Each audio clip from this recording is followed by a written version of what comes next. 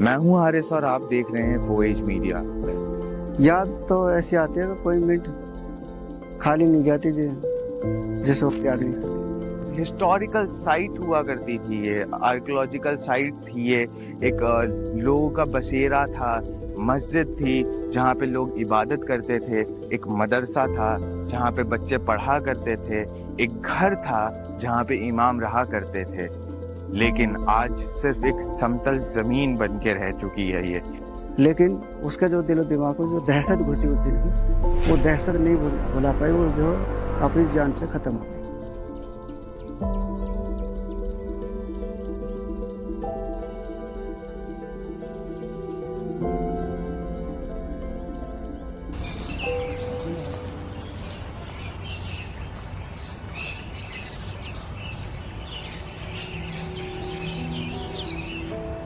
30 जनवरी की वो सुबह जब फजर की नमाज पढ़ी जा रही थी, उसके बाद यहाँ पे एक फौज आती है जो बुलडोजर्स के साथ, 10 से ज़्यादा बुलडोजर्स और जो मलबा उठाने वाली जो क्रेन होती हैं वो आई यहाँ पे फोर्स के साथ। पुलिस और डीडीए ने एक साथ मिलके सिर्फ 10 मिनट दिए थे। पूरे जितने भी लोग रह रहे थे यहाँ पे पिछले 15 साल से, यहाँ के जो इमाम जाकिर हुसैन साहब है, वो 15 साल से यहाँ इमामत कर रहे थे इस मस्जिद में। वो यहीं के शागिर्द हुआ करते थे, वो उन्होंने यहीं पे तालीम मुकम्मल की अपनी। यहाँ पे बच्चे पढ़ रहे थे, 25 से ज़्यादा बच्चे थे। आप सोच सकते हैं दिल्ली में जनवरी की वो रात कितनी ठंड होती है जनवरी के दिनों में। जब पुलिस प्रशासन आती है यहाँ पे तो बच्चों को सिर्फ 10 मिनट का टाइम देती है कि आप अपनी सारी चीज़ों को यहाँ से निकाल लीजिए। जाकिर हुसैन साहब जो यहाँ के इमाम थे, उनको 10 मिनट का टाइम दिया जाता है कि अब जो उनका घर है, 6 बच्चे हैं, एक वाइफ है उनकी, उनको सिर्फ 10 मिनट का टाइम दिया जाता है कि अपने 15 साल की जमा पूंजी को 10 मिनट में कैसे कोई निकाल सकता है। देख रहे हैं ये हाजिर शेख जलालुद्दीन तबरेज़ी रहमतुल्लाह अलैह, शेख जनाब पररेखा रहमतुल्लाह अलैह, 2 बुजुर्गों का यहाँ मज़ार जो बाकायदा गुम्मट बना हुआ था, बहुत बेहतरीन तरीके से बना हुआ था माशाल्लाह। उसको भी जो है उन्होंने नहीं बख्शा, उसको भी जो है डिमोलिशन कर दिया, ज़मीन दोज कर दिया। इसी के बराबर जो है मेरी फैमिली रह रही मेरे घर पे ही। उस घर को ये जो सफ़ेद नज़र आ रहा है यहाँ पे, तो उसको सबको बिल्कुल ज़मीन दोज कर दिया गया है आज के टाइम। आप मेरे पीछे देख सकते हैं वो समतल जमीन जो कि बंजर कर दी गई है डीडीए और पुलिस के द्वारा। आप देख सकते हैं यहाँ पे एक मस्जिद हुआ करती थी, उसके पीछे एक मदरसा था और इस साइड ये पूरी कब्रें हुआ करती थी। यहाँ पे जब कब्रों को खोदा गया जेसीबी के द्वारा, जब डिमोलिश कर रहे तो कब्रों को खोल दिया गया।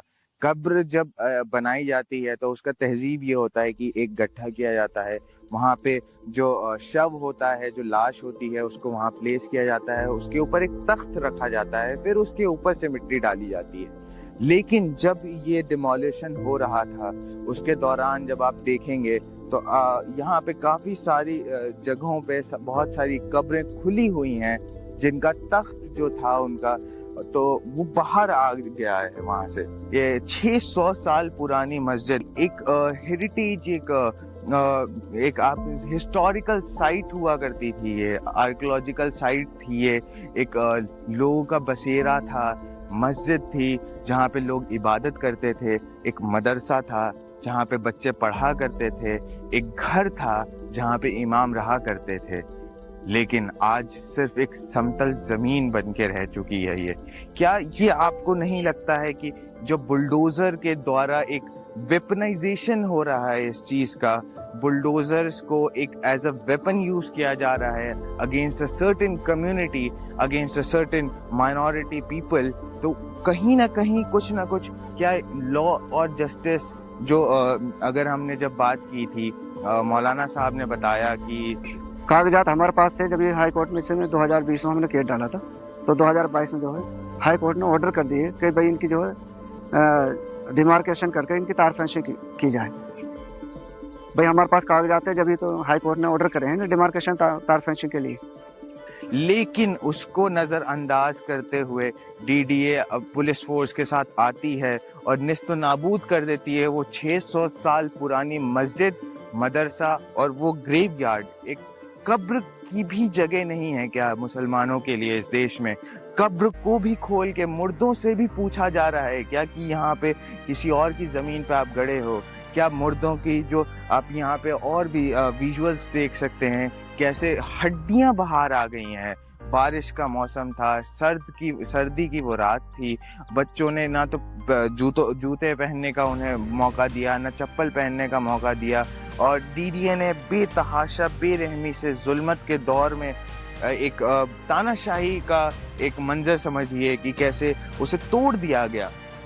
सब जो कुरान शरीफ वगैरह, किताब वगैरह, बच्चों की बुक्स वगैरह, बच्चों की हिंदी की, इंग्लिश की, मैथ की, उर्दू की, बच्चे कुरान शरीफ, वो सब जो निकालने का मौका नहीं दिया। सब मलबे में जो दब गए पूरे। कुरान शरीफ वगैरह, पूरी बुक्स वगैरह, किताब वगैरह, बच्चों की जो अपनी जो पर्सनल चीज़ थी वो भी सब, वो बच्चों के कपड़े, बच्चों को बिस्तरा, बच्चों के खाने पीने का राशन पानी, सब कोई निकालने का मौका दिया। यहाँ तक के बच्चे, काफ़ी बच्चे नंगे पैर खड़े थे, काफ़ी बच्चे ऐसे जिनके बदन पे जो बलियान बने, कोई कपड़ा नहीं थे गर्म।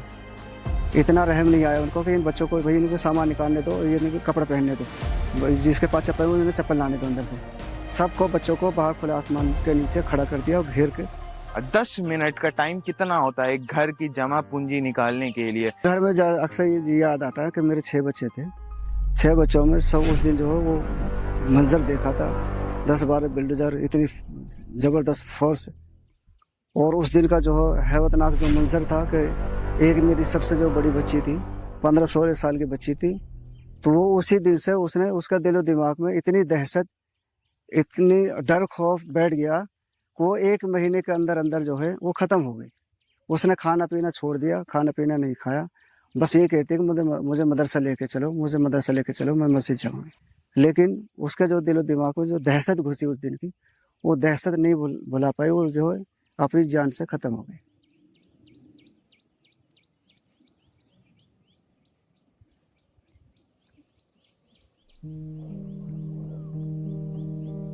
ये सवाल मैं 6 महीने बाद वापस से आया हूँ ये सवाल पूछने, ये देश को जगाने, ये गवर्नमेंट से सवाल करने की क्यों मुसलमान की जान इतनी सस्ती है यहाँ पे कि मुर्दा को भी कब्रों से बाहर निकाल दिया जाए?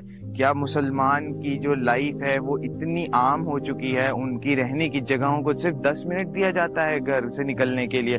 क्या मुसलमान के बच्चे जब पढ़ने आते हैं, जब जैसे मदरसे में तालीम हासिल करते हैं, एक मेन स्ट्रीम तालीम हासिल करने की कोशिश करते हैं, जहाँ पे फिजिक्स, केमिस्ट्री, मैथ्स, इंग्लिश जैसे सब्जेक्ट्स भी वो पढ़ रहे थे यहाँ पे मदरसे में रह के, उनकी तालीम इतनी सस्ती है कि उसे 10 मिनट का टाइम दिया गया उन्हें कि अपनी सारी एजुकेशन और अपनी सारी बुक्स निकालने के लिए।